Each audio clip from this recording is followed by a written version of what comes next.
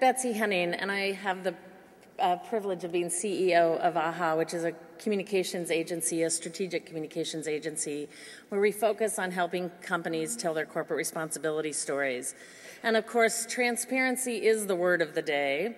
And what I'd like to do over the next few minutes is talk a little bit about the nature of transparency, some of the complexities around it, some of the misconceptions, and places where we get ourselves into trouble with the very notion of what transparency is. We're going to start a few years back. There was a time when companies didn't think at all about transparency. They were just trying to eke out a hardscrabble living in towns on a hardscrabble plain or frontier of our country or other countries around the world. And where those trying to make a living and those trying to make a life came together in commercial Congress. And that was good enough at that time. Early in the last century, however, there came a time when there was just an abundance of corruption occurring in the government and in corporations, and calls for disclosure and insight into what was going on in those companies' finances came to fruition. And that really gave rise to this term transparency. Over time, however, that notion of financial transparency and disclosure was insufficient, so we started asking questions beyond the financial operations and into supply chain and other areas of a business's activity. So that in 1991, the 90s were a big decade for the expansion of transparency and corporate responsibility. And in 1991, when Levi's came out with the Workers' Bill of Rights that said what was going on in other factories, not Levi's own, but those of their partners, was somehow Levi's responsibility, Levi's actually came under attack for that. Not from the NGOs, of course, and probably not from the workers in those factories, although it's unlikely they would have known about it, but from Levi's own competitors who said, this isn't our job. We don't have the responsibility of what goes on in others' factories. Body Shop followed suit shortly thereafter with another Bill of Rights. And again, the competitors, as much as anybody, staked out a claim and said, this notion of transparency is going to be hard on our business. It's going to take our businesses down. So the calls for transparency and the claims against it, it's a confusing landscape of who's for and who's against, and it has been for some time. But in the late 1990s, when Nike became the poster child for sweatshop conditions overseas and their stock plummeted to a third of its value relatively quickly, that was really a sea change for this whole idea of transparency. Nike got caught up in a terrible case of spin, not only in terms of accusations made against Nike about them trying to shape the story or putting marketing around the facts, but in response to those kinds of charges, Nike would come back and just put out individual data points, trying to respond by overcorrecting with a sense of what was deemed to be transparency. And the notion that comes out of that is where we start to really see what transparency starts to shape up like. Because a fact without any context, without any grounding, without anything to give it shape or form is really what a friend of mine calls a free-floating fact, which is hard to say 3 times fast. But for instance, I had dinner with a friend the other night, and she said that she's a consultant and she works with a company, and she said that company had said that their payroll is $1 million a minute.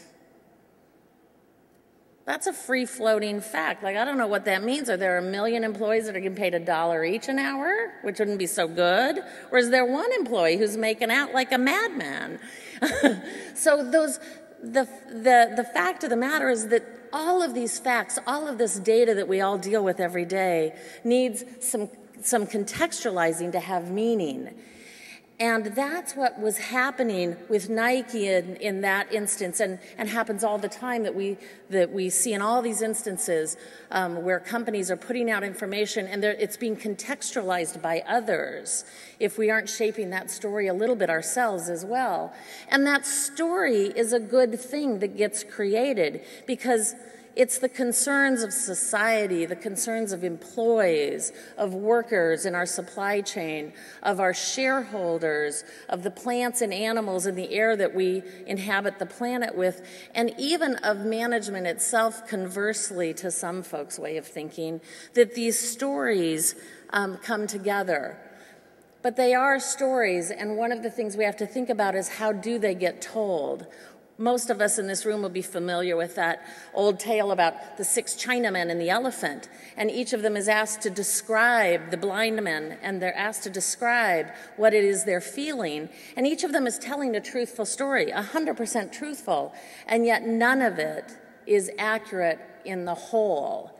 And that's the complex, that's a metaphor for the complex communications landscape that we all exist in today as we try and be transparent.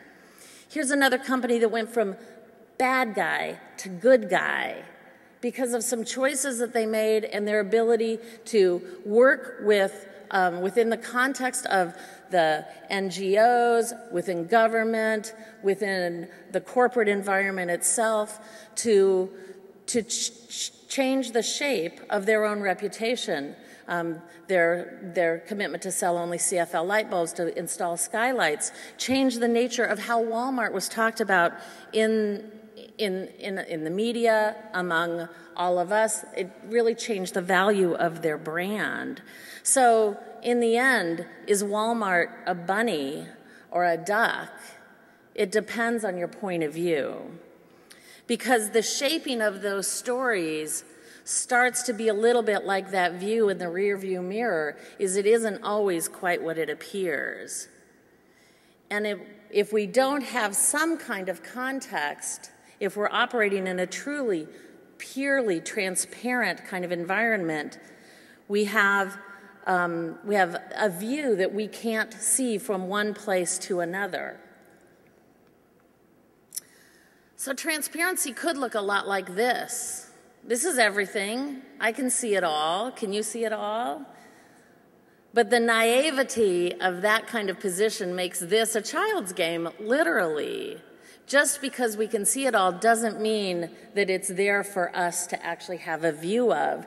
And in fact, when we want to look for Waldo, even in a room full of them, our view can be occluded by extreme transparency.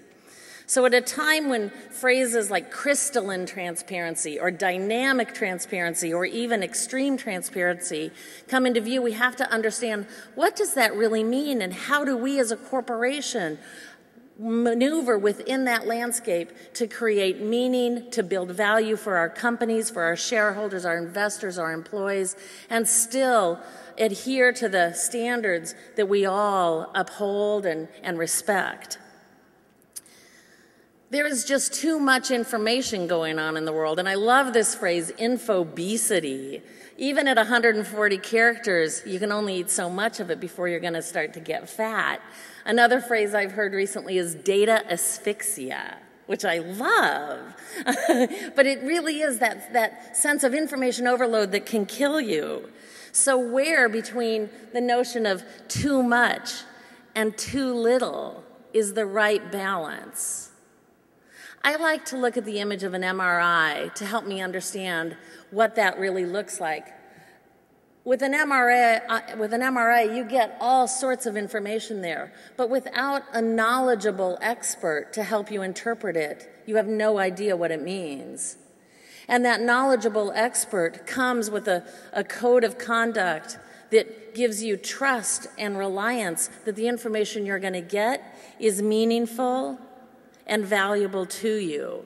So it's all about framing the conversation. It's about framing what is happening on the other side where you can't quite see everything in order for you to walk away with valuable, meaningful information. In fact, the very notion of transparency requires that there be some material, some substance, some interceding thing between me and you. Because if there isn't, there's no need for transparency, is there? Because we're just right here in the same place with one another. It's the fact that there might be something like a windshield between us that creates the condition that might be translucent or opaque, or ideally transparent. And that's where we get the whole idea of what transparency is. It requires there to be that thing between us. Without it, there would be no need. So that idea of where's Waldo or anything else where we could just put out data and facts and call that meaningful information is really ridiculous. And so it is as important for companies on their side to shape and tell their stories in ways that are meaningful and valuable and disclosing as it is for the folks on the other side, the watchdogs, the NGOs, the interest groups, to make sure that the filters that they're applying to that same set of data all have meaning. Standard & Poor's has a definition of transparency that says it is the timely disclosure of adequate information. I think these may be the three most important words in my presentation. I love that, the timely disclosure of adequate information. It goes on to say the good transparency means that reporting facilitates understanding for a company's true underlying condition. So how do you achieve this? How do you achieve this kind of transparency? You do this by thinking like a publisher. So that's our ask of you as we're here today, is think like a publisher. And a publisher knows that the best communication is one that is read and is valued enough that people come back to it again. So we want to be thinking about what is the right kind of information in what kind of space. What kind of channel, through what kind of medium, over what kind of time frame. Make sure that it involves dialogue, because dialogue is the proof of engagement, and engagement is the foundation of trust and disclosure that results ultimately in leadership. Aristotle, we're going to go way back, but Aristotle talked about virtue, and I know that I'm in a room full of people who want to lead virtuous companies and conduct themselves in virtuous ways, and that what Aristotle talked about as virtue is to the right person at the right extent over the right time. It's this notion that gets translated in design as the golden mean, this notion of balance, everything in order, and that's really the best way to achieve transparency, is by being respectful of your reader, your listener, your audience, taking into account your business goals, your brand goals, the G4 standards, and pulling all of those things into adequate balance. Thanks for your time.